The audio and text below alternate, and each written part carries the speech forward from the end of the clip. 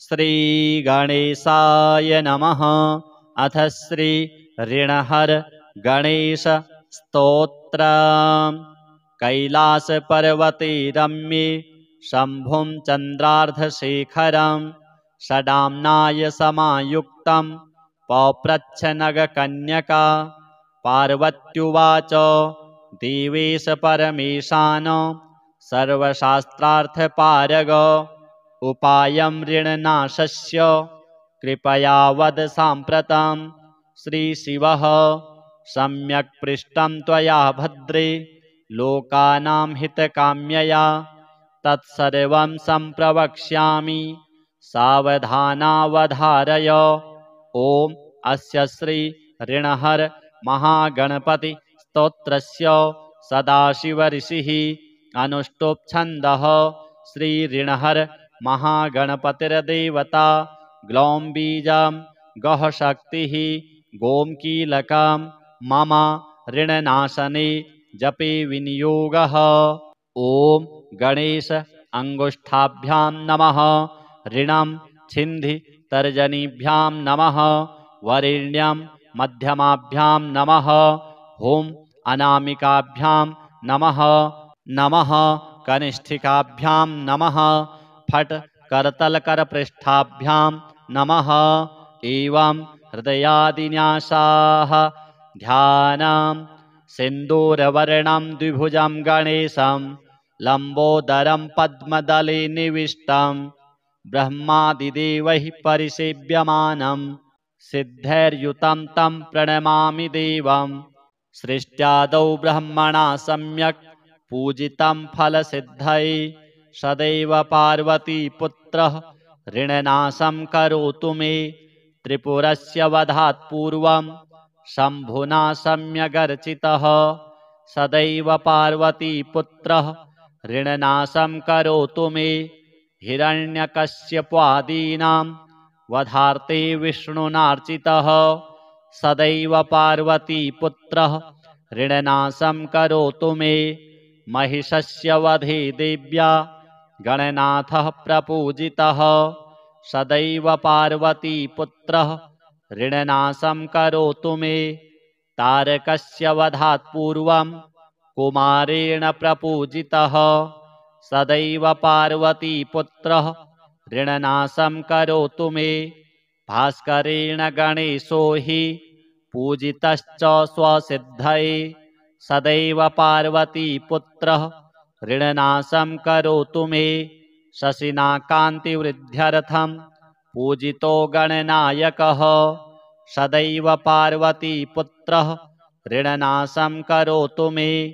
पालनाय च तपसां विश्वामित्रेण पूजितः सदैव पार्वतीपुत्रः ऋणनाशं करोतु मे। इदं ऋणहरं स्तोत्रं तीव्रदारिद्र्यनाशनम् एकवारं पठेन्नित्यं वर्षमेकं समाहितः दारिद्र्यं दारुणं त्यक्त्वा कुबेरसमतां व्रजेत्। फडन्तोऽयं महामन्त्रः सार्धपञ्चदशाक्षरः। ॐ गणेशऋणं छिन्धि वरेण्यं हुं नमः फट् इमं मन्त्रं पठेदन्ते ततश्च शुचिभावनः 21 संख्याभिः पुरश्चरणमीरितं सहस्रावर्तनात् सम्यक् षड्मासं प्रियतां व्रजेत्। बृहस्पतिसमो ज्ञाने धने धनपतिर्भवेत् अस्यैवायुतसंख्याभिः पुरश्चरणमीरितं लक्षमावर्तनात् सम्यक् वाञ्छितं फलमाप्नुयात्। भूतप्रेतपिशाचानां नाशनं स्मृतिमात्रतः। श्रीगणपति देवार्पणमस्तु। कैलासपर्वते रम्ये शम्भुं चन्द्रार्धशेखरं षडाम्नाय समायुक्तं पौप्रच्छनगकन्यका। पार्वत्युवाच देवेश परमेशान सर्वशास्त्रार्थपारग उपायं ऋणनाशस्य कृपया वद साम्प्रतं। श्रीशिवः सम्यक् पृष्टं त्वया भद्रे लोकानां हितकाम्यया तत्सर्वं सम्प्रवक्ष्यामि सावधानावधारय। ॐ अस्य श्री ऋणहर महागणपति स्तोत्रस्य सदाशिवऋषिः अनुष्टुप् छन्दः। श्री ऋणहर महागणपतिर्देवता ग्लौं बीजं गः शक्तिः गों कीलकं मम ऋणनाशने जपे विनियोगः। ॐ गणेश अंगुष्ठाभ्यां नमः। ऋणं छिन्धि तर्जनीभ्यां नमः। वरेण्यं मध्यमाभ्यां नमः। हुं अनामिकाभ्यां नमः। नमः कनिष्ठिकाभ्यां नमः। फट् करतलकरपृष्ठाभ्यां नमः। एवं हृदयादिन्यासाः ध्यानं सिन्दूरवर्णं द्विभुजं गणेशं लम्बोदरं पद्मदले निविष्टं ब्रह्मादिदेवैः परिसेव्यमानं सिद्धैर्युतं तं प्रणमामि देवं। सृष्ट्यादौ ब्रह्मणा सम्यक् पूजितं फलसिद्धये सदैव पार्वतीपुत्रः ऋणनाशं करोतु मे। त्रिपुरस्य वधात् पूर्वं शम्भुना सम्यगर्चितः सदैव पार्वतीपुत्रः ऋणनाशं करोतु मे। हिरण्यकश्यपादीनां वधार्थे विष्णुनार्चितः सदैव पार्वतीपुत्रः ऋणनाशं करोतु मे। महिषस्य वधे देव्या गणनाथः प्रपूजितः सदैव पार्वतीपुत्रः ऋणनाशं करोतु मे। तारकस्य वधात् पूर्वं कुमारेण प्रपूजितः सदैव पार्वतीपुत्रः ऋणनाशं करोतु मे। भास्करेण गणेशो हि पूजितश्च स्वसिद्धये सदैव पार्वतीपुत्रः ऋणनाशं करोतु मे। शशिना कान्तिवृद्ध्यर्थं पूजितो गणनायकः सदैव पार्वतीपुत्रः ऋणनाशं करोतु मे। पालनाय च तपसां विश्वामित्रेण पूजितः सदैव पार्वतीपुत्रः ऋणनाशं करोतु मे। इदं ऋणहरं स्तोत्रं तीव्रदारिद्र्यनाशनम् एकवारं पठेन्नित्यं वर्षमेकं समाहितः दारिद्र्यं दारुणं त्यक्त्वा कुबेरसमतां व्रजेत्। फडन्तोऽयं महामन्त्रः सार्धपञ्चदशाक्षरः। ॐ गणेशऋणं छिन्धि वरेण्यं हुं नमः फट् इमं मन्त्रं पठेदन्ते ततश्च शुचिभावनः 21 संख्याभिः पुरश्चरणमीरितं सहस्रावर्तनात् सम्यक् षड्मासं प्रियतां व्रजेत्। बृहस्पतिसमो ज्ञाने धने धनपतिर्भवेत् अस्यैवायुतसंख्याभिः पुरश्चरणमीरितं लक्षमावर्तनात् सम्यक् वाञ्छितं फलमाप्नुयात्। भूतप्रेतपिशाचानां नाशनं स्मृतिमात्रतः श्रीगणपति देवार्पणमस्तु। कैलासपर्वते रम्ये शम्भुं चन्द्रार्धशेखरं षडाम्नाय समायुक्तं पप्रच्छ नगकन्यका। पार्वत्युवाच देवेश परमेशान सर्वशास्त्रार्थपारग उपायं ऋणनाशस्य कृपया वद साम्प्रतं।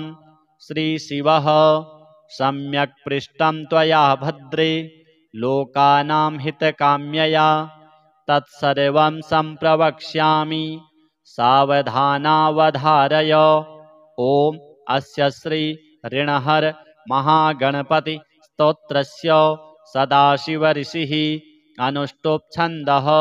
श्री ऋणहर महागणपतिर्देवता ग्लौं बीजं गः शक्तिः गों कीलकं मम ऋणनाशने जपे विनियोगः। ॐ गणेश अंगुष्ठाभ्यां नमः। ऋणं छिन्धि तर्जनीभ्यां नमः। वरेण्यं मध्यमाभ्यां नमः। ॐ अनामिकाभ्यां नमः। नमः कनिष्ठिकाभ्यां नमः। फट् करतलकरपृष्ठाभ्यां नमः। एवं हृदयादिन्यासाः ध्यानं सिन्दूरवर्णं द्विभुजं गणेशं लम्बोदरं पद्मदले निविष्टं ब्रह्मादिदेवैः परिसेव्यमानं सिद्धैर्युतं तं प्रणमामि देवं। सृष्ट्यादौ ब्रह्मणा सम्यक् पूजितं फलसिद्धये सदैव पार्वतीपुत्रः ऋणनाशं करोतु मे। त्रिपुरस्य वधात् पूर्वं शम्भुना सम्यगर्चितः सदैव पार्वतीपुत्रः ऋणनाशं करोतु मे। हिरण्यकश्यपादीनां वधार्थे विष्णुनार्चितः सदैव पार्वतीपुत्रः ऋणनाशं करोतु मे। महिषस्य वधे देव्या गणनाथः प्रपूजितः सदैव पार्वतीपुत्रः ऋणनाशं करोतु मे। तारकस्य वधात् पूर्वं कुमारेण प्रपूजितः सदैव पार्वतीपुत्रः ऋणनाशं करोतु मे। भास्करेण गणेशो हि पूजितश्च स्वसिद्धये सदैव पार्वतीपुत्रः ऋणनाशं करोतु मे। शशिना कान्तिवृद्ध्यर्थं पूजितो गणनायकः सदैव पार्वतीपुत्रः ऋणनाशं करोतु मे। पालनाय च तपसां विश्वामित्रेण पूजितः सदैव पार्वतीपुत्रः ऋणनाशं करोतु मे। इदं ऋणहरं स्तोत्रं तीव्रदारिद्र्यनाशनम् एकवारं पठेन्नित्यं वर्षमेकं समाहितः दारिद्र्यं दारुणं त्यक्त्वा कुबेरसमतां व्रजेत्। फडन्तोऽयं महामन्त्रः सार्धपञ्चदशाक्षरः। ॐ गणेशऋणं छिन्धि वरेण्यं ॐ नमः फट्। इमं मन्त्रं पठेदन्ते ततश्च शुचिभावनः 21 पुरश्चरणमीरितं सहस्रावर्तनात् सम्यक् षड्मासं प्रियतां व्रजेत्। बृहस्पतिसमो ज्ञाने धने धनपतिर्भवेत् अस्यैवायुतसंख्याभिः पुरश्चरणमीरितं लक्षमावर्तनात् सम्यक् वाञ्छितं फलमाप्नुयात्। भूतप्रेतपिशाचानां नाशनं स्मृतिमात्रतः श्रीगणपति देवार्पणमस्तु। कैलासपर्वते रम्ये शम्भुं चन्द्रार्धशेखरं षडाम्नाय समायुक्तं पप्रच्छनगकन्यका। पार्वत्युवाच देवेश परमेशान सर्वशास्त्रार्थपारग उपायं ऋणनाशस्य कृपया वद साम्प्रतं। श्रीशिवः सम्यक् पृष्टं त्वया भद्रे लोकानां हितकाम्यया तत्सर्वं सम्प्रवक्ष्यामि सावधानावधारय। ॐ अस्य श्री ऋणहर महागणपति स्तोत्रस्य सदाशिव ऋषिः अनुष्टुप् छन्दः। श्री ऋणहर महागणपतिर्देवता ग्लौं बीजं गः शक्तिः गों कीलकं मम ऋणनाशने जपे विनियोगः। ॐ गणेश अंगुष्ठाभ्यां नमः। ऋणं छिन्धि तर्जनीभ्यां नमः। वरेण्यं मध्यमाभ्यां नमः। ॐ अनामिकाभ्यां नमः। नमः कनिष्ठिकाभ्यां नमः। फट् करतलकरपृष्ठाभ्यां नमः। एवं हृदयादिन्यासाः ध्यानं सिन्दूरवर्णं द्विभुजं गणेशं लम्बोदरं पद्मदले निविष्टं ब्रह्मादिदेवैः परिसेव्यमानं सिद्धैर्युतं तं प्रणमामि देवं। सृष्ट्यादौ ब्रह्मणा सम्यक् पूजितं फलसिद्धये सदैव पार्वतीपुत्रः ऋणनाशं करोतु मे त्रिपुरस्य वधात् पूर्वं शम्भुना सम्यगर्चितः सदैव पार्वतीपुत्रः ऋणनाशं करोतु मे हिरण्यकश्यपादीनां वधार्थे विष्णुनार्चितः सदैव पार्वतीपुत्रः ऋणनाशं करोतु मे महिषस्य वधे देव्या गणनाथः प्रपूजितः सदैव पार्वतीपुत्रः ऋणनाशं करोतु मे तारकस्य वधात् पूर्वं कुमारेण प्रपूजितः सदैव पार्वतीपुत्रः ऋणनाशं करोतु मे भास्करेण गणेशो हि पूजितश्च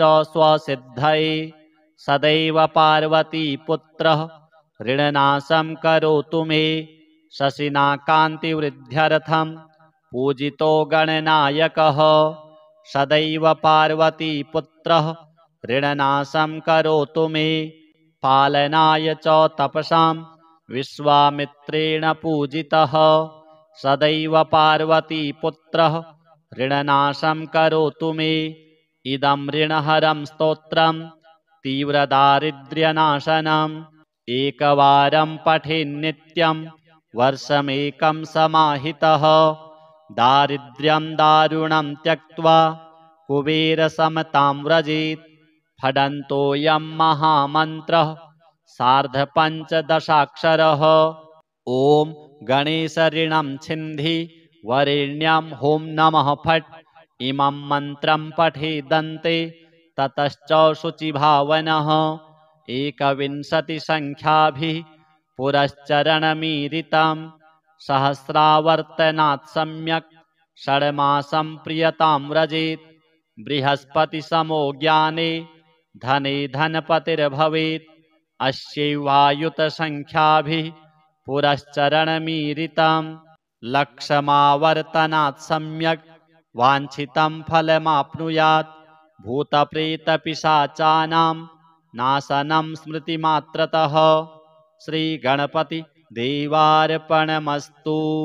कैलासपर्वते रम्ये शम्भुं चन्द्रार्धशेखरं षडाम्नाय समायुक्तं पप्रच्छनगकन्यका पार्वत्युवाच देवेश परमेशान सर्वशास्त्रार्थपारग उपायं ऋणनाशस्य कृपया वद साम्प्रतं श्रीशिवः सम्यक् पृष्टं त्वया भद्रे लोकानां हितकाम्यया तत्सर्वं सम्प्रवक्ष्यामि सावधानावधारय ॐ अस्य श्री ऋणहर महागणपति स्तोत्रस्य सदाशिव ऋषिः अनुष्टुप् छन्दः श्री ऋणहर महागणपतिर्देवता ग्लौं बीजं गः शक्तिः गों कीलकं मम ऋणनाशने जपे विनियोगः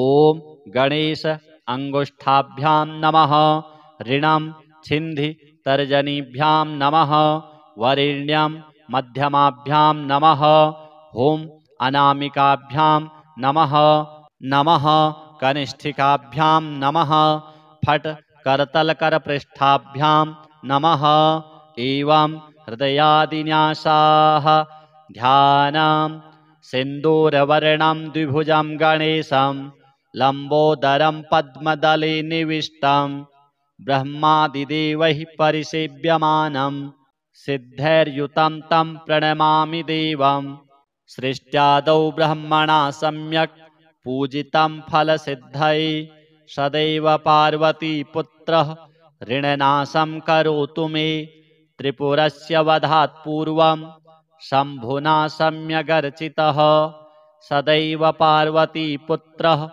ऋणनाशं करोतु मे हिरण्यकश्यपादीनां वधार्थे विष्णुनार्चितः सदैव पार्वतीपुत्रः ऋणनाशं करोतु मे महिषस्य वधे देव्या गणनाथः प्रपूजितः सदैव पार्वतीपुत्रः ऋणनाशं करोतु मे तारकस्य वधात् पूर्वं कुमारेण प्रपूजितः सदैव पार्वतीपुत्रः ऋणनाशं करोतु मे।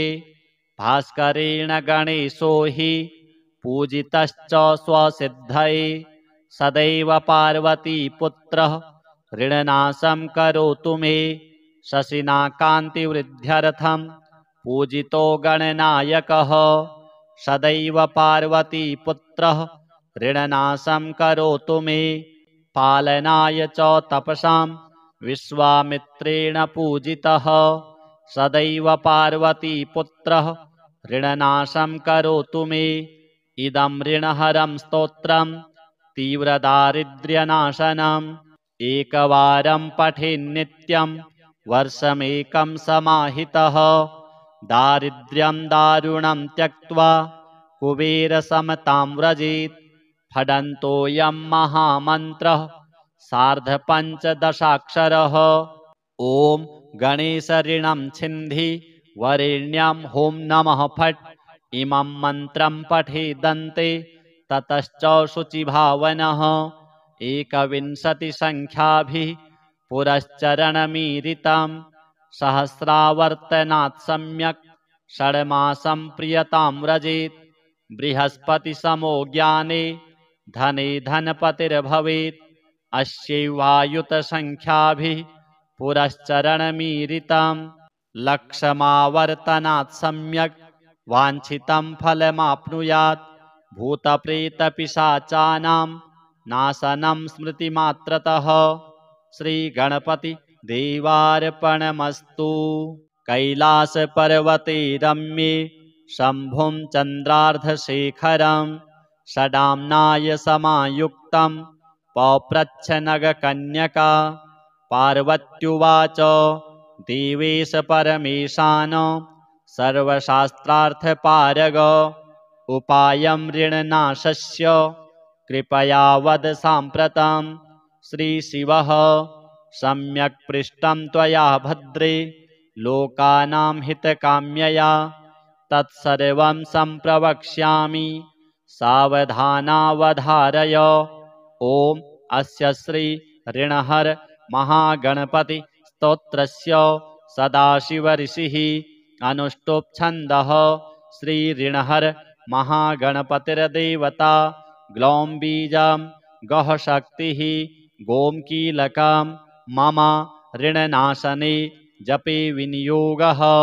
ॐ गणेश अंगुष्ठाभ्यां नमः। ऋणं छिन्धि तर्जनीभ्यां नमः। वरेण्यं मध्यमाभ्यां नमः। हुं अनामिकाभ्यां नमः। नमः कनिष्ठिकाभ्यां नमः। फट् करतलकरपृष्ठाभ्यां नमः। एवं हृदयादिन्यासाः ध्यानं सिन्दूरवर्णं द्विभुजं गणेशं लम्बोदरं पद्मदले निविष्टं ब्रह्मादिदेवैः परिसेव्यमानं सिद्धैर्युतं तं प्रणमामि देवं। सृष्ट्यादौ ब्रह्मणा सम्यक् पूजितं फलसिद्धये सदैव पार्वतीपुत्रः ऋणनाशं करोतु मे। त्रिपुरस्य वधात् पूर्वं शम्भुना सम्यगर्चितः सदैव पार्वतीपुत्रः ऋणनाशं करोतु मे। हिरण्यकश्यपादीनां वधार्थे विष्णुनार्चितः सदैव पार्वतीपुत्रः ऋणनाशं करोतु मे। महिषस्य वधे देव्या गणनाथः प्रपूजितः सदैव पार्वतीपुत्रः ऋणनाशं करोतु मे। तारकस्य वधात् पूर्वं कुमारेण प्रपूजितः सदैव पार्वतीपुत्रः ऋणनाशं करोतु मे। भास्करेण गणेशो हि पूजितश्च स्वसिद्धये सदैव पार्वतीपुत्रः ऋणनाशं करोतु मे। शशिना कान्तिवृद्ध्यर्थं पूजितो गणनायकः सदैव पार्वतीपुत्रः ऋणनाशं करोतु मे। पालनाय च तपसां विश्वामित्रेण पूजितः सदैव पार्वतीपुत्रः ऋणनाशं करोतु मे। इदं ऋणहरं स्तोत्रं तीव्रदारिद्र्यनाशनम् एकवारं पठेन्नित्यं वर्षमेकं समाहितः दारिद्र्यं दारुणं त्यक्त्वा कुबेरसमतां व्रजेत्। फडन्तोऽयं महामन्त्रः सार्धपञ्चदशाक्षरः। ॐ गणेशऋणं छिन्धि वरेण्यं हों नमः फट्। इमं मन्त्रं पठेदन्ते ततश्च शुचिभावनः एकविंशतिसङ्ख्याभिः पुरश्चरणमीरितं सहस्रावर्तनात् सम्यक् षड्मासं प्रियतां व्रजेत्। बृहस्पतिसमो ज्ञाने धने धनपतिर्भवेत्। अस्यैवायुतसङ्ख्याभिः पुरश्चरणमीरितं लक्षमावर्तनात् सम्यक् वाञ्छितं फलमाप्नुयात्। भूतप्रेतपिशाचानां नाशनं स्मृतिमात्रतः। श्रीगणपति देवार्पणमस्तु। कैलासपर्वते रम्ये शम्भुं चन्द्रार्धशेखरं षडाम्नाय समायुक्तं पप्रच्छनगकन्यका।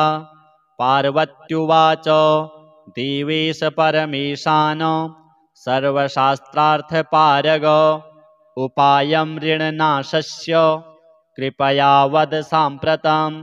श्रीशिवः सम्यक् पृष्टं त्वया भद्रे लोकानां हितकाम्यया तत्सर्वं सम्प्रवक्ष्यामि सावधानावधारय।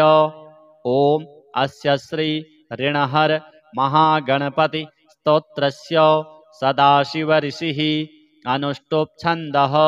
श्री ऋणहर महागणपतिर्देवता ग्लौं बीजं गः शक्तिः गों कीलकं मम ऋणनाशने जपे विनियोगः।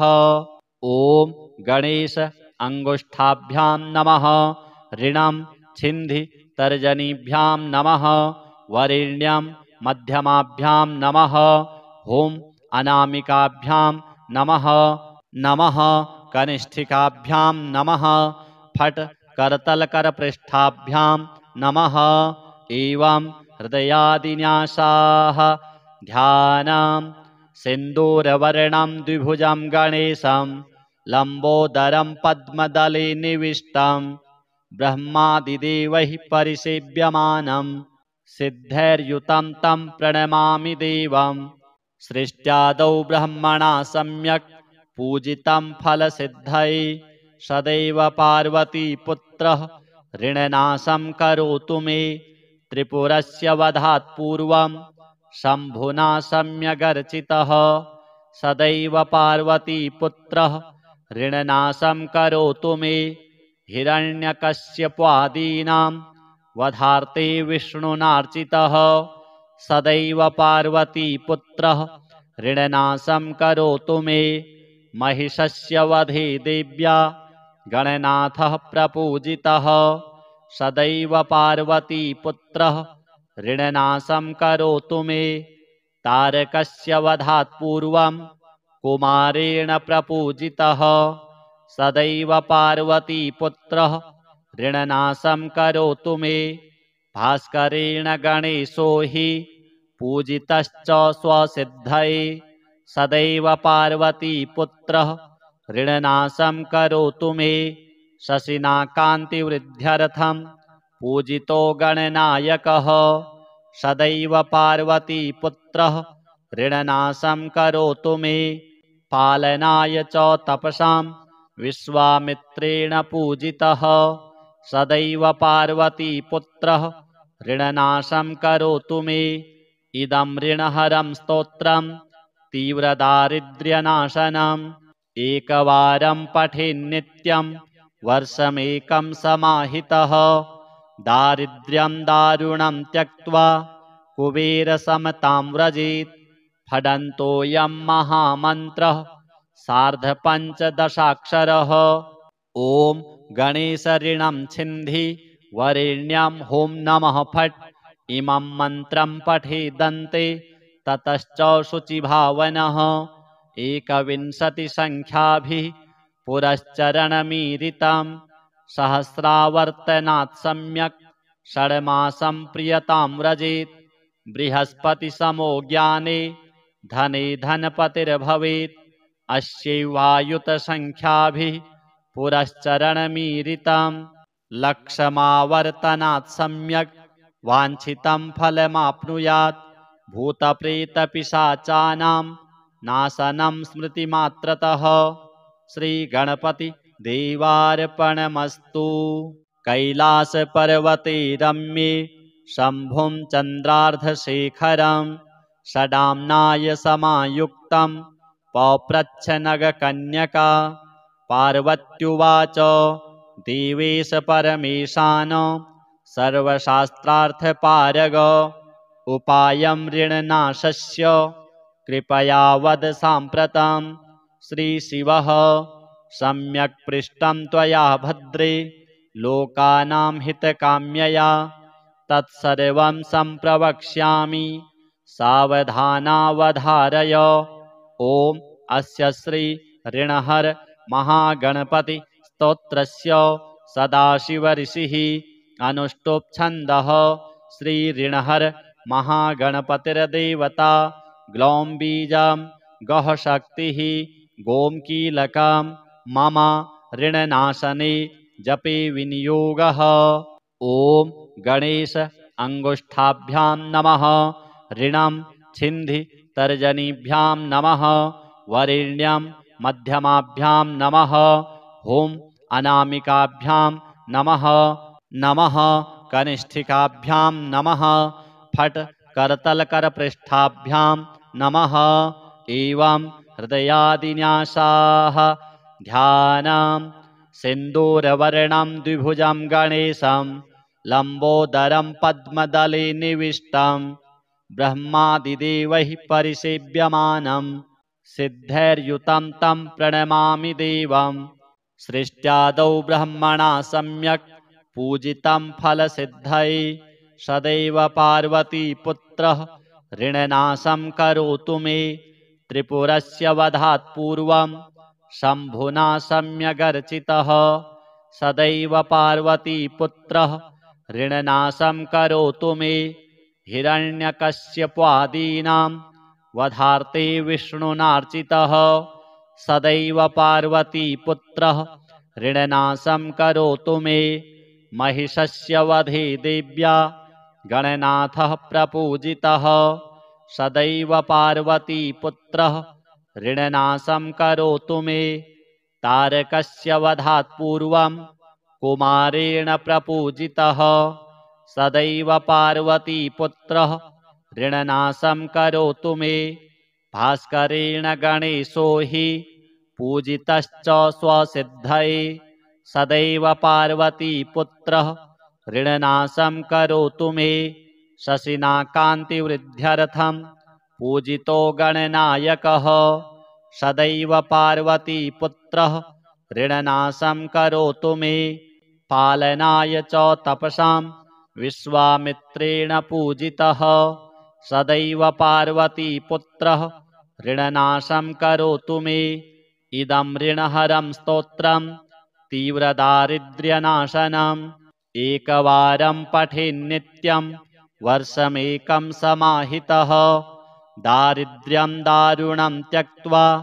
कुबेरसमतां व्रजेत् फडन्तोऽयं महामन्त्रः सार्धपञ्चदशाक्षरः। ॐ गणेशऋणं छिन्धि वरेण्यां हों नमः फट् इमं मन्त्रं पठेदन्ते ततश्च शुचिभावनः एकविंशतिसङ्ख्याभिः पुरश्चरणमीरितं सहस्रावर्तनात् सम्यक् षड्मासं प्रियतां व्रजेत् बृहस्पतिसमो ज्ञाने धने धनपतिर्भवेत् अस्यैवायुतसङ्ख्याभिः पुरश्चरणमीरितं लक्षमावर्तनात् सम्यक् वाञ्छितं फलमाप्नुयात् भूतप्रेतपिशाचानां नाशनं स्मृतिमात्रतः श्रीगणपति देवार्पणमस्तु।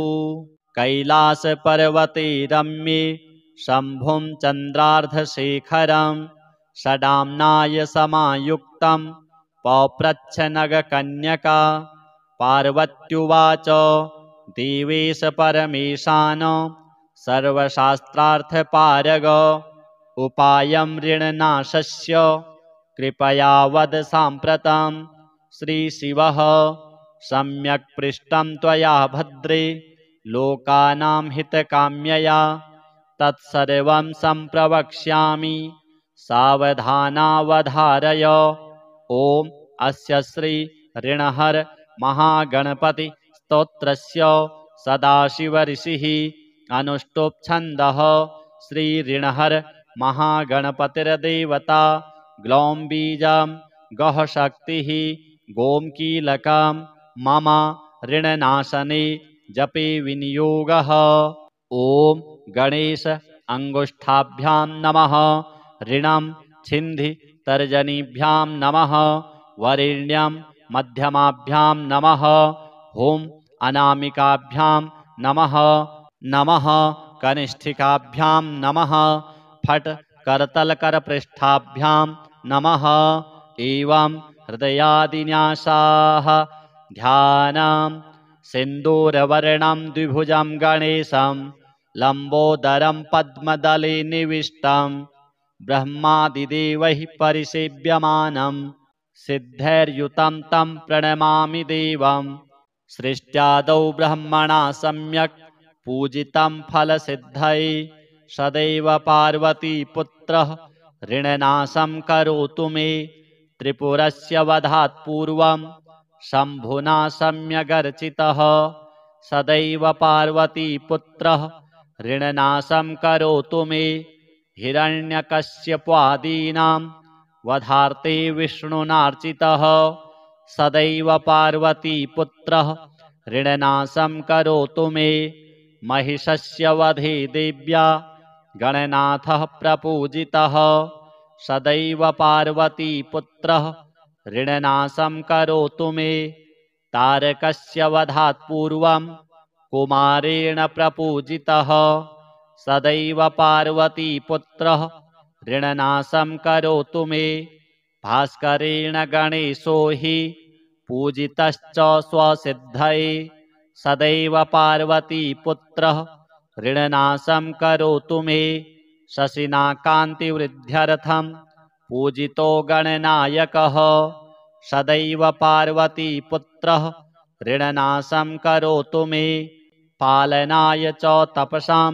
विश्वामित्रेण पूजितः सदैव पार्वतीपुत्रः ऋणनाशं करोतु मे इदं ऋणहरं स्तोत्रं तीव्रदारिद्र्यनाशनम् एकवारं पठेन्नित्यं वर्षमेकं समाहितः दारिद्र्यं दारुणं त्यक्त्वा कुबेरसमतां व्रजेत् फडन्तोऽयं महामन्त्रः सार्धपञ्चदशाक्षरः। ॐ गणेशऋणं छिन्धि वरेण्यं हुं नमः फट् इमं मन्त्रं पठेदन्ते ततश्च शुचिभावनः 21 संख्याभिः पुरश्चरणमीरितं सहस्रावर्तनात् सम्यक् षड्मासं प्रियतां व्रजेत् बृहस्पतिसमो ज्ञाने धने धनपतिर्भवेत् अस्यैवायुतसंख्याभिः पुरश्चरणमीरितं लक्षमावर्तनात् सम्यक् वाञ्छितं फलमाप्नुयात् भूतप्रेतपिशाचानां नाशनं स्मृतिमात्रतः श्रीगणपति देवार्पणमस्तु। कैलासपर्वते रम्ये शम्भुं चन्द्रार्धशेखरं षडाम्नाय समायुक्तं पौप्रच्छनगकन्यका पार्वत्युवाच देवेश परमेशान सर्वशास्त्रार्थपारग उपायं ऋणनाशस्य कृपया वद साम्प्रतं श्रीशिवः सम्यक् पृष्टं त्वया भद्रे लोकानां हितकाम्यया तत्सर्वं सम्प्रवक्ष्यामि सावधानावधारय। ॐ अस्य श्री ऋणहर महागणपति स्तोत्रस्य सदाशिवऋषिः अनुष्टुप् छन्दः श्रीऋणहर महागणपतिर्देवता ग्लौं बीजं गः शक्तिः गों कीलकं मम ऋणनाशने जपे विनियोगः। ॐ गणेश अंगुष्ठाभ्यां नमः। ऋणं छिन्धि तर्जनीभ्यां नमः। वरेण्यं मध्यमाभ्यां नमः। हुं अनामिकाभ्यां नमः। नमः कनिष्ठिकाभ्यां नमः। फट् करतलकरपृष्ठाभ्यां नमः। एवं हृदयादिन्यासाः ध्यानं सिन्दूरवर्णं द्विभुजं गणेशं लम्बोदरं पद्मदले निविष्टं ब्रह्मादिदेवैः परिसेव्यमानं सिद्धैर्युतं तं प्रणमामि देवं। सृष्ट्यादौ ब्रह्मणा सम्यक् पूजितं फलसिद्धये सदैव पार्वतीपुत्रः ऋणनाशं करोतु मे।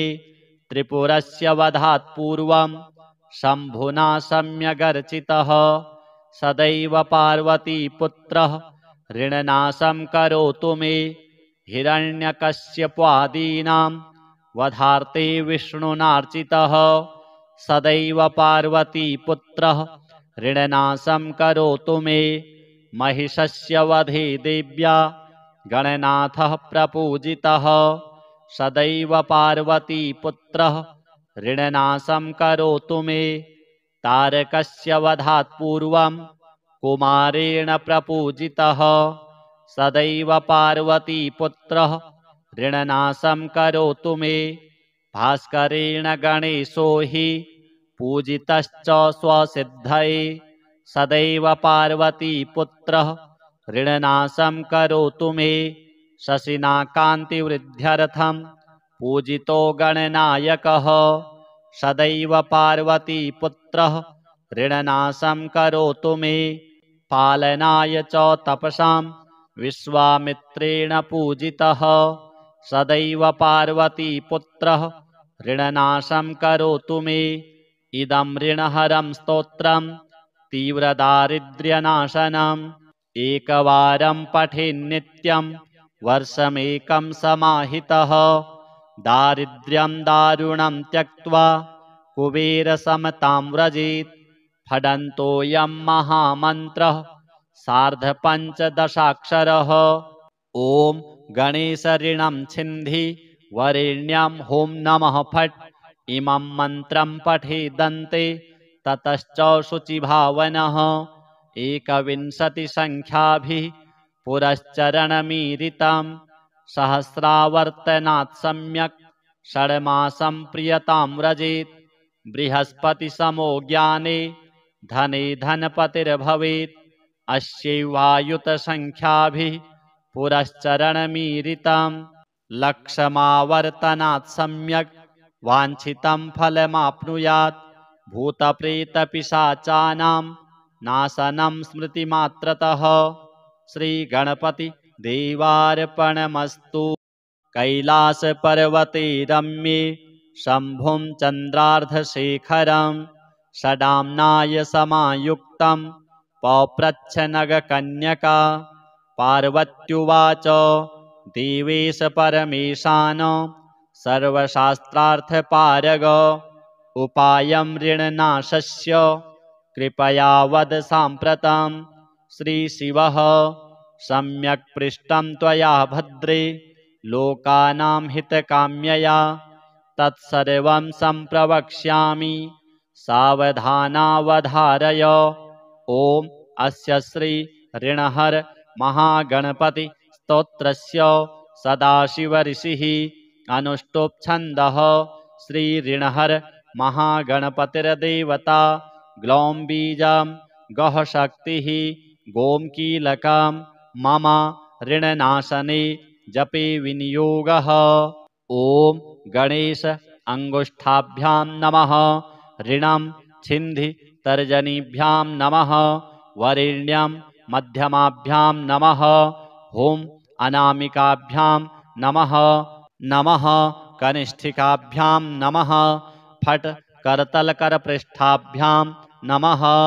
एवं हृदयादिन्यासाः ध्यानं सिन्दूरवर्णं द्विभुजं गणेशं लम्बोदरं पद्मदले निविष्टं ब्रह्मादिदेवैः परिसेव्यमानं सिद्धैर्युतं तं प्रणमामि देवं सृष्ट्यादौ ब्रह्मणा सम्यक् पूजितं फलसिद्धये सदैव पार्वतीपुत्रः ऋणनाशं करोतु मे त्रिपुरस्य वधात् पूर्वं शम्भुना सम्यगर्चितः सदैव पार्वतीपुत्रः ऋणनाशं करोतु मे हिरण्यकश्यपादीनां वधार्थे विष्णुनार्चितः सदैव पार्वतीपुत्रः ऋणनाशं करोतु मे महिषस्य वधे देव्या गणनाथः प्रपूजितः सदैव पार्वतीपुत्रः ऋणनाशं करोतु मे तारकस्य वधात् पूर्वं कुमारेण प्रपूजितः सदैव पार्वतीपुत्रः ऋणनाशं करोतु मे भास्करेण गणेशो हि पूजितश्च स्वसिद्धये सदैव पार्वतीपुत्रः ऋणनाशं करोतु मे शशिना कान्तिवृद्ध्यर्थं पूजितो गणनायकः सदैव पार्वतीपुत्रः ऋणनाशं करोतु मे पालनाय च तपसां विश्वामित्रेण पूजितः सदैव पार्वतीपुत्रः ऋणनाशं करोतु मे इदं ऋणहरं स्तोत्रं तीव्रदारिद्र्यनाशनम् एकवारं पठेन्नित्यं वर्षमेकं समाहितः दारिद्र्यं दारुणं त्यक्त्वा कुबेरसमतां व्रजेत् फडन्तोऽयं महामन्त्रः सार्धपञ्चदशाक्षरः ॐ गणेशऋणं छिन्धि वरेण्यं हों नमः फट् इमं मन्त्रं पठेदन्ते ततश्च शुचिभावनः 21 संख्याभिः पुरश्चरणमीरितं सहस्रावर्तनात् सम्यक् षड्मासं प्रियतां व्रजेत् बृहस्पतिसमो ज्ञाने धने धनपतिर्भवेत् अस्यैवायुतसंख्याभिः पुरश्चरणमीरितं लक्षमावर्तनात् सम्यक् वाञ्छितं फलमाप्नुयात् भूतप्रेतपिशाचानां नाशनं स्मृतिमात्रतः श्रीगणपति देवार्पणमस्तु।